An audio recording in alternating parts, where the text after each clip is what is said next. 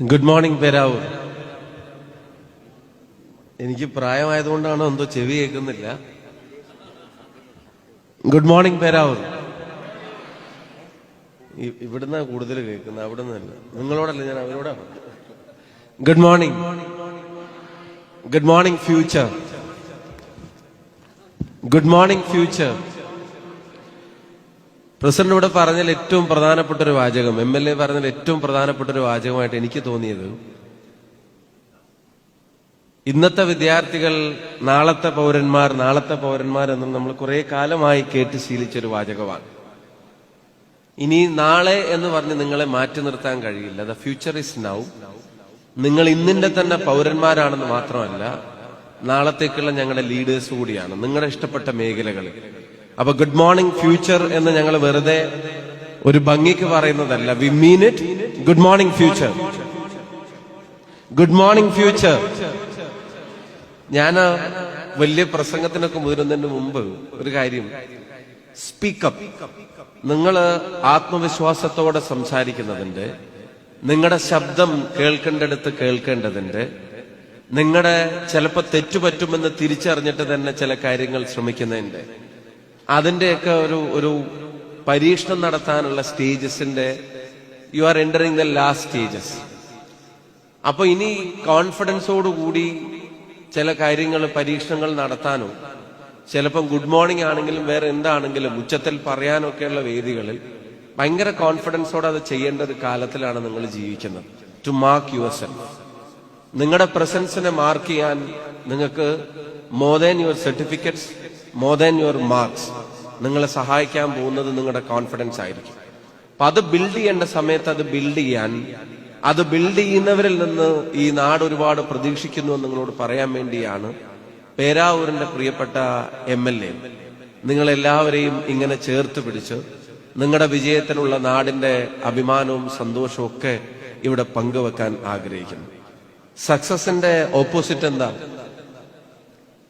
സക്സസിന്റെ opposite എന്താ? Failure. ഞാൻ നേരെ മറിച്ച് വിശ്വസിക്കുന്നു. സക്സസിന്റെ ഓപ്പോസിറ്റ് അല്ല failure. Failure belongs to the story. Success സ്റ്റോറിയുടെ ഒരു ഭാഗമാണ് failure. You may make mistakes, you fail, you fall down. അതിൽ നിന്ന് എഴുന്നേറ്റ് പിന്നെയും തിരിച്ചു വരും. പിന്നെയും ഏറ്റവും കൂടുതൽ വിജയിച്ചവര് പരാജയപ്പെടാത്തവരല്ല, പരാജയപ്പെട്ടെടുത്ത് നിർത്താത്തവരാണ്. They didn't stop there. അവിടെ നിർത്താതിരുന്നവരാണ് വിജയിച്ചവർ. അങ്ങനെ വിജയിച്ചു വരുന്നവരാണ് നിങ്ങൾ ഓരോരുത്തരും. അപ്പൊ അതുകൊണ്ട് ഈ സ്റ്റോറി, ഇപ്പൊ നിങ്ങൾ ഇവിടെ രചിച്ചുകൊണ്ടിരിക്കുന്ന ഈ ചരിത്രം, ഈ കഥ, അത് ഫെയിലിയറും സക്സസും വീഴ്ചകളും തിരിച്ചുവരവും വിജയങ്ങളും ഒക്കെ കൂടെ ചേർന്നതാണ്. നമ്മൾ A+ മാത്രമല്ല ആദരിക്കുന്നത്, നിങ്ങൾ നേടിയ മാർക്കിനെ മാത്രമല്ല ആദരിക്കുന്നത്, നിങ്ങളുടെ ആ ജേണിയാണ് ആദരിക്കുന്നത്. അതിലേക്കുള്ള നിങ്ങളുടെ ഒരു ജേണിയാണ് ആദരിക്കുന്നത്. The hard work you have taken.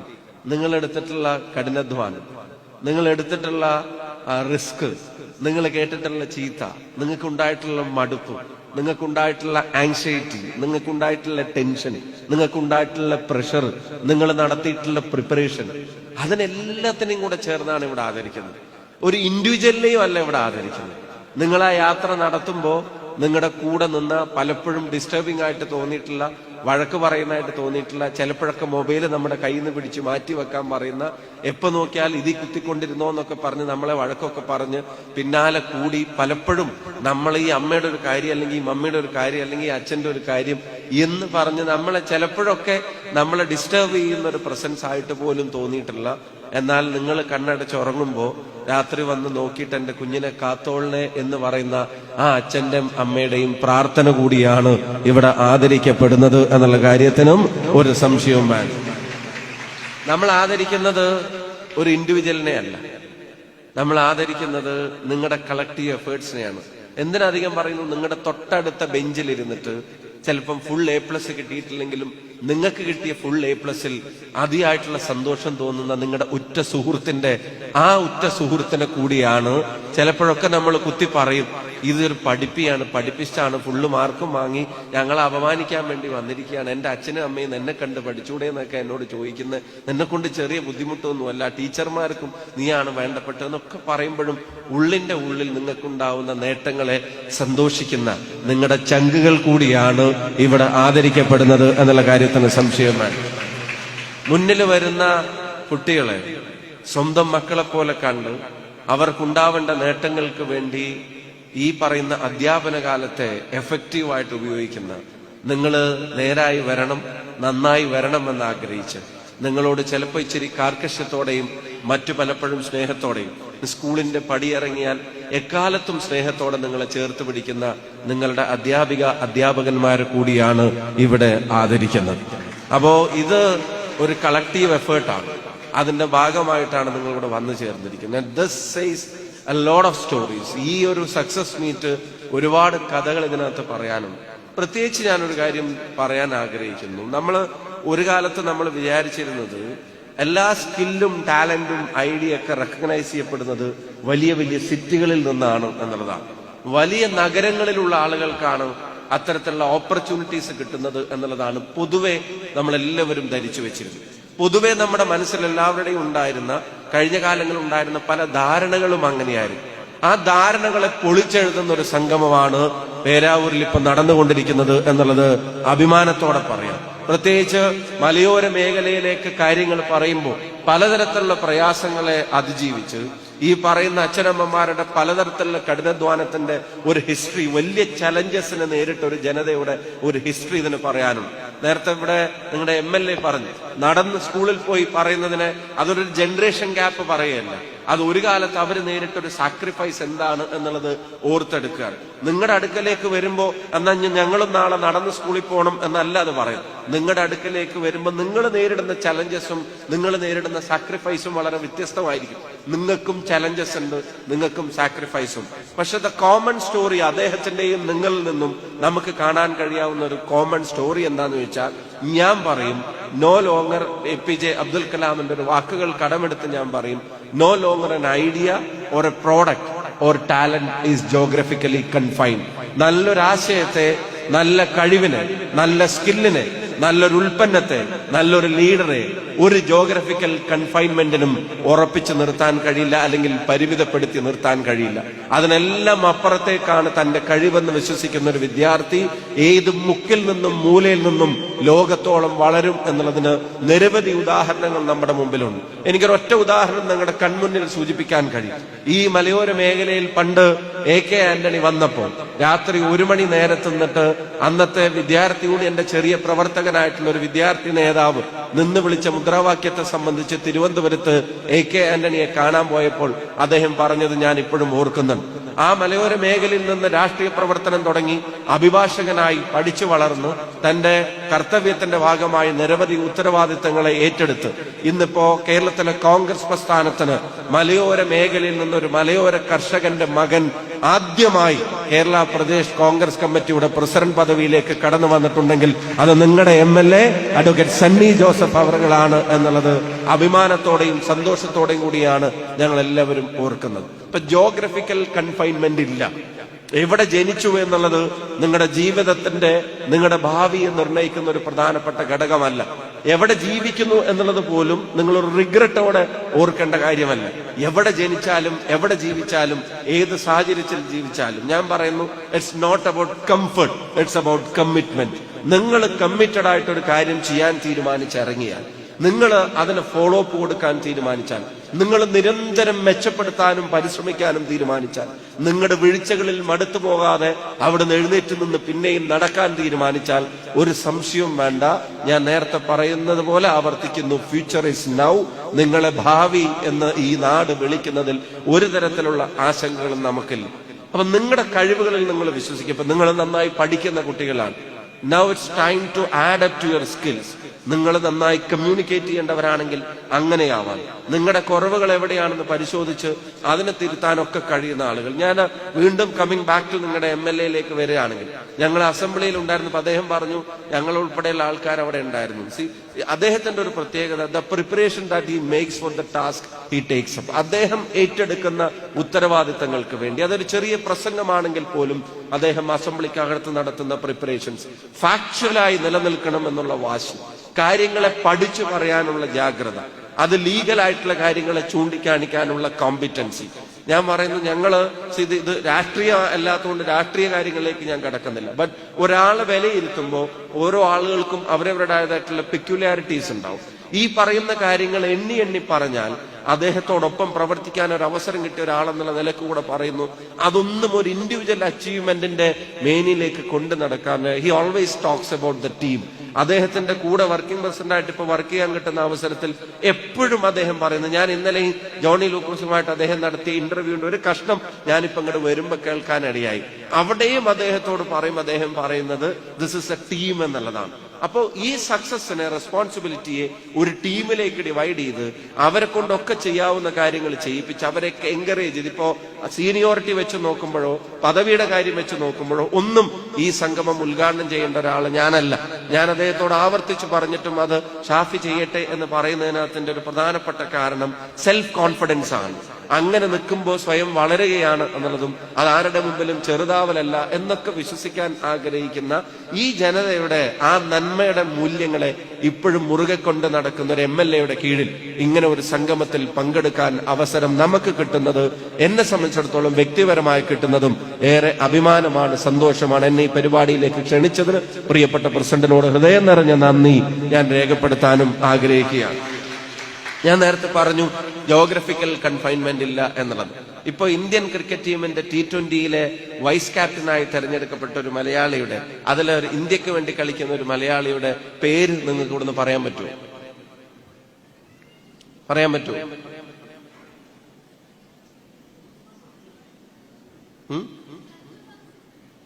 Sanju Samson നമ്മുടെ അഭിമാനമാണ്, താരമാണ്, തിരുവനന്തപുരത്ത് നിന്ന് വന്ന. I am talking about a girl.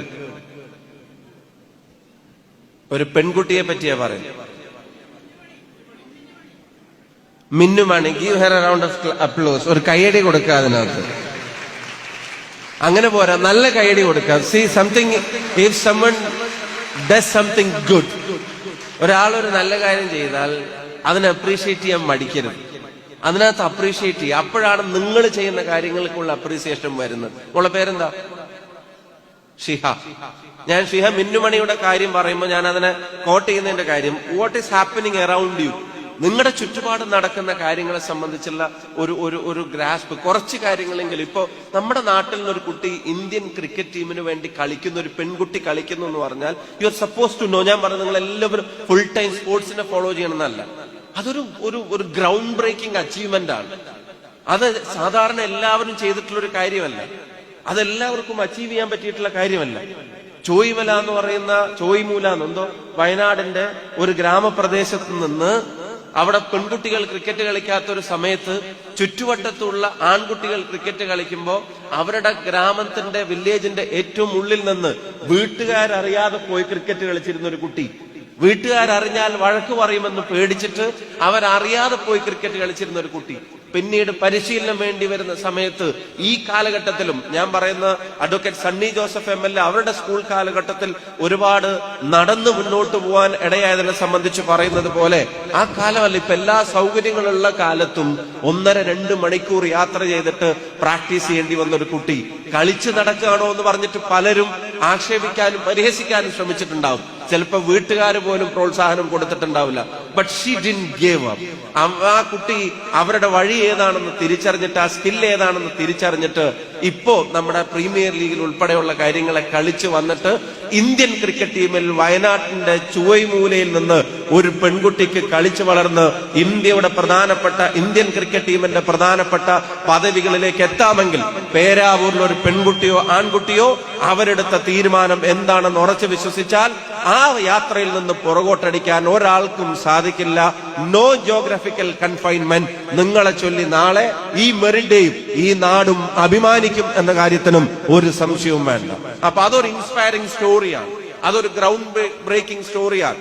അതിന് ജോഗ്രഫിക്കൽ കൺഫൈൻമെന്റ് ഇല്ല എന്ന് മാത്രമല്ല, ഏജ് കൺഫൈൻമെന്റ് പോലും ഇല്ല. ഇനിയിപ്പോ നിങ്ങൾ വേറൊരു കാര്യം ആലോചിച്ച് നോക്കുക. നിങ്ങൾ ഈ വില്ലേജ് കുക്കിംഗ് ചാനൽ കാണാറുണ്ടോ? കണ്ടിട്ടുണ്ടോ? ഒരു വയസ്സായ വല്യപ്പനും അതുപോലെ ഒരു 4-5 ചെറുപ്പക്കാരും കൂടി ഇരുന്നിട്ട് ഓരോ സാധനങ്ങളൊക്കെ ഉണ്ടാക്കിയിട്ട് അതിന്റെ വീഡിയോ നമ്മളെ കാണിക്കുന്ന ഒരു പെരിയ തമ്പി എന്ന് പറയുന്ന 80 വയസ്സുള്ള ഒരാളാണ്. 80 വയസ്സുള്ള പെരിയ തമ്പി ആ നാട്ടിൽ ചെറുതായിട്ട് ബിരിയാണി, സാമ്പാറും സൗത്ത് ഇന്ത്യൻ മീൽസ് ഒക്കെ ഉണ്ടാക്കിക്കൊണ്ടിരുന്ന ഒരാളായിരുന്നു. പക്ഷെ ടെക്നോളജി ഒരു ഓപ്പർച്യൂണിറ്റി കൊണ്ടുവന്നപ്പോൾ ആ സ്കില്ലിന്, അദ്ദേഹത്തിന്റെ ആ കഴിവിന് വേറെ ഒന്നുമല്ല, വേറെ നാട്ടിൽ വേറെ ആർക്കും ഇല്ലാത്ത കഴിവൊന്നുമല്ല, മനോഹരമായി ഭക്ഷണം പാകം ചെയ്യുന്ന ആളുകളുണ്ട്. ആ സ്കില്ലിനെ ഈ നാട്ടിലെ ജനങ്ങളുടെ ഇടയിലേക്ക് എത്തിക്കാൻ ഈ 6 ഇഞ്ച് സ്ക്രീനിനെ അദ്ദേഹം എങ്ങനെയാണ് ഉപയോഗപ്പെടുത്തിയത് എന്നുള്ളത് നമ്മൾ നോക്കുക.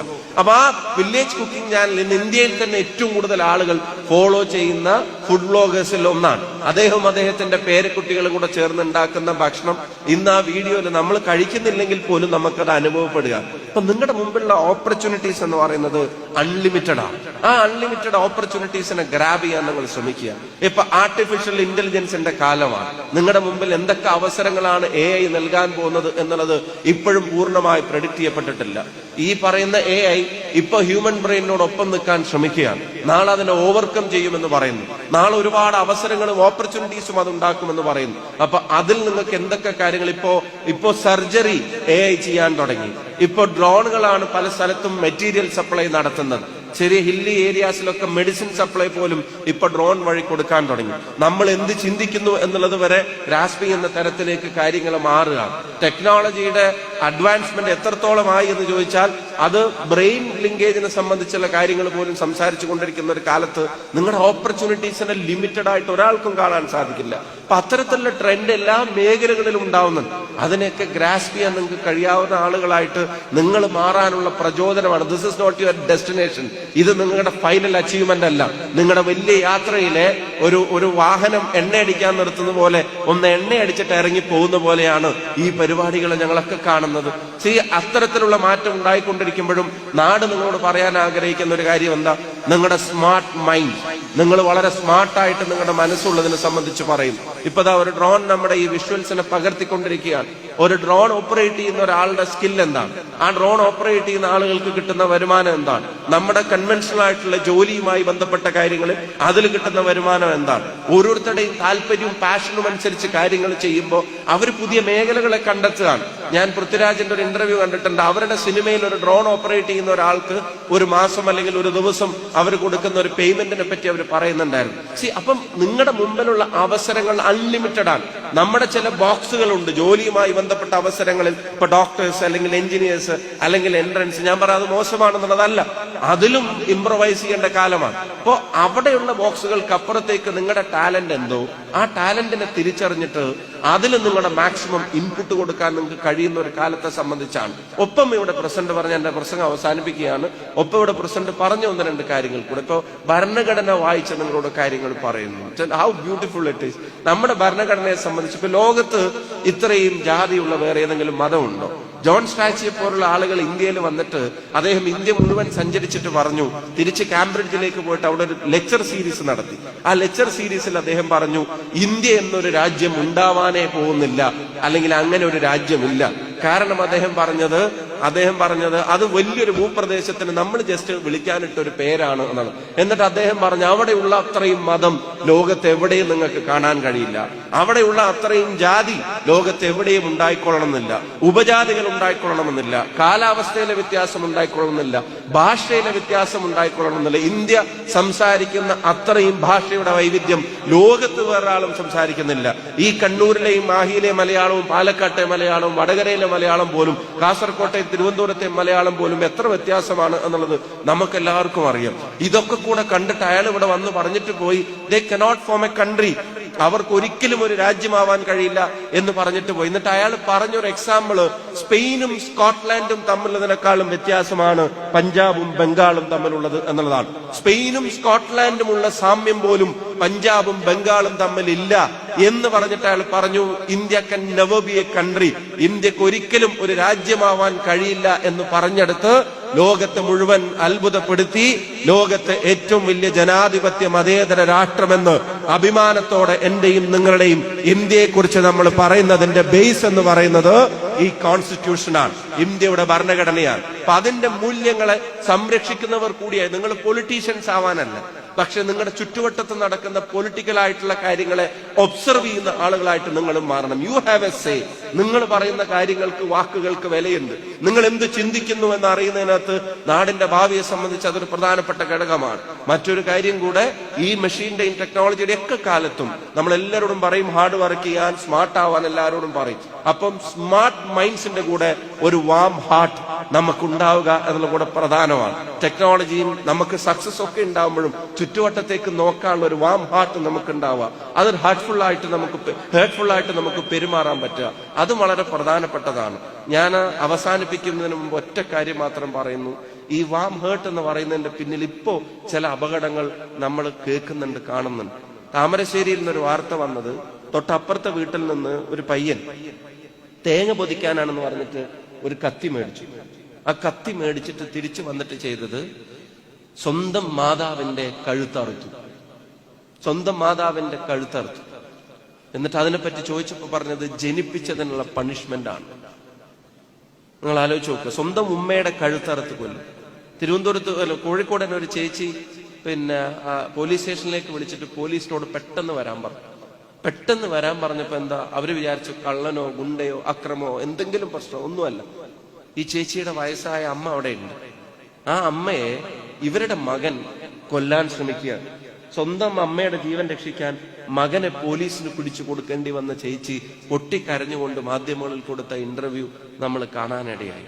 ഞാൻ സ്മാർട്ട് മൈൻഡ്സും ടെക്നോളജിയും മെഷീനൊക്കെ പറയുമ്പോൾ ഒരു വാം ഹേർട്ട് നിങ്ങൾക്ക് ഉണ്ടാവണം എന്ന് പറയുന്നതിന്റെ ബേസ് ഒരു കാര്യം മാത്രം തിരിച്ചറിയുക.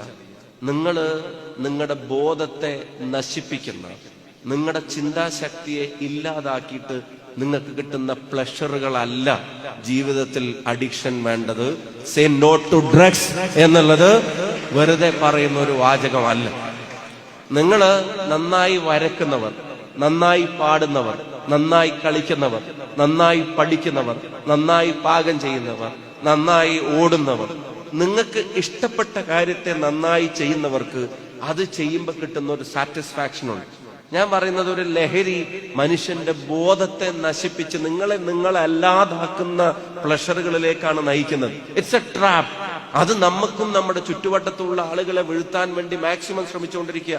കുറ്റ്യാടിയിൽ ഇപ്പൊ 16ഉം 15ഉം വയസ്സായ പെൺകുട്ടികളെയാണ് ഇതിൽ അകപ്പെടുത്തിയിട്ട് അവരെ, ഞാൻ പറയുന്ന ഫിസിക്കലി മിസ്യൂസ് ചെയ്യുന്ന തരത്തിൽ അതിന്റെ വീഡിയോസ് പകർത്തുന്നതിൽ വലിയൊരു ഇൻസിഡന്റ് കുറ്റ്യാടിയിൽ ഇവിടെ അടുത്ത് നടന്നിരിക്കുകയാണ്. നമ്മൾ ഷോക്ക് ചെയ്യുന്ന ഇൻസിഡൻസ് ആണ്, നമുക്ക് ചിന്തിക്കാനും സങ്കല്പിക്കാനും പറ്റാത്ത ഇൻസിഡൻസ് ആണ് ചുറ്റുപാടും ഉണ്ടായിക്കൊണ്ടിരിക്കുന്നത്. ഞാൻ പറയുന്നത്, എന്താ ജീവിതത്തിലെ ലഹരി എന്ന് പറയുന്നത്? എന്തിനോടാണ് നിങ്ങൾക്ക് അഡിക്ഷൻ ഉണ്ടാവേണ്ടത്? അഡിക്ഷൻ ഉണ്ടാവുന്നുണ്ടത് ബോധം നശിപ്പിക്കുന്ന, നമ്മുടെ സന്തോഷത്തെ കളയുന്ന ഇത്തരം ഇൻസിഡൻസിനോടല്ല. Get addicted to your life. ലൈഫിനോടാണ് അഡിക്ഷൻ ഉണ്ടാവേണ്ടത്, പാട്ടിനോടാണ് അഡിക്ഷൻ ഉണ്ടാവേണ്ടത്. ഇപ്പൊ തന്നെ ആലോചിച്ച് നോക്കുക, ഇപ്പൊ കൈതപ്പുറം ദാമോദരൻ നമ്പൂതിരി നമുക്കറിയാം, എത്രയോ വയസ്സായിട്ടുള്ള ഒരാളാണ്. പക്ഷെ ആ പ്രായത്തിലും അദ്ദേഹം എഴുതിയ മിന്നൽ വള എന്നുള്ള പാട്ട് കേൾക്കാത്ത ആരെങ്കിലും ഈ കൂട്ടത്തിൽ നമ്മുടെ ഇടയിലുണ്ടോ? നമ്മൾ എത്ര തവണയാണ് ആ പാട്ട് കേൾക്കുന്നത്? മനോഹരമായ ആ പാട്ട് തരുന്ന ഒരു അഡിക്ഷൻ ഒരു ലഹരിക്കും തരാൻ കഴിയില്ല. നല്ല സിനിമയിലെ നല്ല രംഗങ്ങൾ, നല്ല അഭിനയ മുഹൂർത്തങ്ങൾ തരുന്ന ഒരു അഡിക്ഷൻ ഒരു പാട്ടിനും ഒരു ലഹരിക്കും നമുക്ക് തരാൻ കഴിയില്ല. മനോഹരമായി ഇപ്പൊ തുടരും എന്ന സിനിമ നിങ്ങൾ എല്ലാവരും കണ്ടു. അതിൽ മോഹൻലാലിന്റെ നമ്മൾ ഇഷ്ടപ്പെട്ട പല സീൻസും, ഒന്നും വേണ്ട, ആ പ്രായത്തിൽ അദ്ദേഹം ആ പോലീസ് സ്റ്റേഷനിലെ ഫൈറ്റിൽ നിന്ന് ആ ജനല് ചാടി പുറത്ത് കടന്നു വരുന്ന ഒരു സീൻ തന്നെ ചെറുപ്പക്കാർ എത്രത്തോളം സെലിബ്രേറ്റ് ചെയ്തത് നമുക്ക് എല്ലാവർക്കും അറിയാം. ഇപ്പൊ തന്നെ K-പോപ്പിന്റെ, കൊറിയൻ മ്യൂസിക്കിന്റെ ഫോളോവേഴ്സ്, ആരാധകർ എത്രയാ നമുക്കിടയിൽ, നമ്മുടെ കുട്ടികൾക്കിടയിൽ പോലും. ഒരു ഭാഷയുടെ അതിരുമില്ല, രാജ്യത്തിന്റെ അതിരുമില്ല, but still you are enjoying everything. അതൊക്കെ നിങ്ങൾക്ക് നൽകുന്ന ഒരു അഡിക്ഷൻ, ലൈഫിലെ സന്തോഷങ്ങൾ. അതിനേക്കാൾ വലുതോ ഇല്ല ഒന്നും. സി, നിങ്ങൾ ഒരു വാം ഹേർട്ട് വേണം എന്ന് ഞാൻ പറയുന്നത്, നിങ്ങളുടെ ഹൃദയത്തിൽ നിന്ന് ഒരാളെ, ഇപ്പൊ പ്രായമായ ഒരാളെ നിങ്ങളൊന്ന് സന്ദർശിച്ച് അവരെ ഒന്ന് തൊടുമ്പോ, അതല്ലെങ്കിൽ സ്വന്തം കൂട്ടുകാരനോ കൂട്ടുകാരിക്കോ ഒരു സഹായം ചെയ്യുമ്പോ, അല്ലെങ്കിൽ വീട്ടിലുള്ളവർക്കുണ്ട് തന്നെ, വേറെ ആരെയും വേണ്ട, വീട്ടിലുള്ളവർ തന്നെ നിങ്ങൾ കാരണം അവരൊന്ന് ചിരിക്കുമ്പോ, if you are the reason behind their smile, അവരുടെ പുഞ്ചിരിക്ക് നിങ്ങൾ കാരണമാണെങ്കിൽ, I believe that is well earned a smile. അത് നിങ്ങൾ അധ്വാനിച്ച് നേടിയ ഒരു ചിരിയാണ് എന്ന് ഞാൻ പറയും. ആ ചിരിയേക്കാൾ വലുത് ഒരു ലഹരിയും ഈ ലോകത്ത് ഇന്ന് കണ്ടുപിടിക്കപ്പെട്ടിട്ടില്ല എന്നുള്ളത് തീർച്ചയായിട്ടും ഈ യുവതലമുറ ഉള്ളിൽ ഉൾക്കൊണ്ടതാണ്. അപ്പൊ get addicted to your life. നിങ്ങളുടെ ഈ മിഷൻ, അതിന് നിങ്ങൾ അത്തരം ഒരുപാട് കാര്യങ്ങൾ നിങ്ങൾ ഞങ്ങൾക്ക് പ്രചോദനമാണ്. ഈ മെറിറ്റ് ഡേ 2025 വെച്ച് നിങ്ങളെ കാണാനും നാളെ നിങ്ങളുടെ ജീവിതത്തിന്റെ ഉയരങ്ങൾ കീഴടക്കുമ്പോൾ ഞങ്ങളുടെ MLA ഇതുപോലെ നടത്തിയ പരിപാടിയിൽ ഞങ്ങൾ കണ്ടിട്ടുള്ള കുട്ടിയാണെന്ന് നാളെ നിങ്ങളെ സംബന്ധിച്ച് ഞങ്ങൾക്കൊക്കെ പറയാനുമുള്ള ഒരു മനോഹരമായിട്ടുള്ള വേദിയാണ്. Keep going. ഇടയിൽ വെച്ച് വീണേക്കാം, എഴുന്നേറ്റ് നിൽക്കണം, പിന്നെയും ശ്രമിക്കണം, പിന്നെയും വീണേക്കാം, പിന്നെയും ശ്രമിക്കണം. Nobody can stop you if you are not giving up. നിങ്ങൾ ഗിവ് അപ്പ് ചെയ്യാൻ തീരുമാനിച്ചിട്ടില്ലെങ്കിൽ ഒരാൾക്കും നിങ്ങളെ തടഞ്ഞു നിർത്താൻ കഴിയില്ല. Take the best out of you. നിങ്ങളുടെ ഏറ്റവും നല്ലതിനെ നിങ്ങൾ തിരിച്ചെടുക്കുക, നിങ്ങൾ പുറത്തെടുക്കുക. ലൈഫിൽ സക്സസ് ഉണ്ടാക്കുക. സക്സസ് എന്ന് പറയുന്നത് ഞാൻ നേരത്തെ സൂചിപ്പിച്ചതുപോലെ ഒരു വെൽ ഏൺ സ്മൈൽ ലൈഫിന്റെ സക്സസ് ആണ്. അത് ജോലിയും ശമ്പളവും കൂലിയും സൗകര്യങ്ങളും മാത്രമല്ല, അതിനും അപ്പുറത്തേക്കാണ് ജീവിതം. അതിനൊരു പ്രചോദനമായിട്ട് ഈ ദിവസം മാറട്ടെ. നിങ്ങൾക്ക് എല്ലാവർക്കും എന്റെ സ്നേഹാശംസകൾ, എല്ലാവർക്കും എന്റെ സ്നേഹാഭിവാദ്യങ്ങൾ. പ്രിയപ്പെട്ട പേരാവൂരിന്റെ MLAക്ക്, ഞങ്ങളുടെ KPCCയുടെ പ്രിയപ്പെട്ട പ്രസിഡന്റിന് ഒരിക്കൽ കൂടി ഹൃദയം നിറഞ്ഞ നന്ദി ഈ ചടങ്ങിലേക്ക് ക്ഷണിച്ചതിന് നേർന്നുകൊണ്ട് wishing you all the best. എല്ലാ പ്രാർത്ഥനകളും കൊണ്ട് നന്ദി, നമസ്കാരം, ജയ് ഹിന്ദ്, താങ്ക് യു.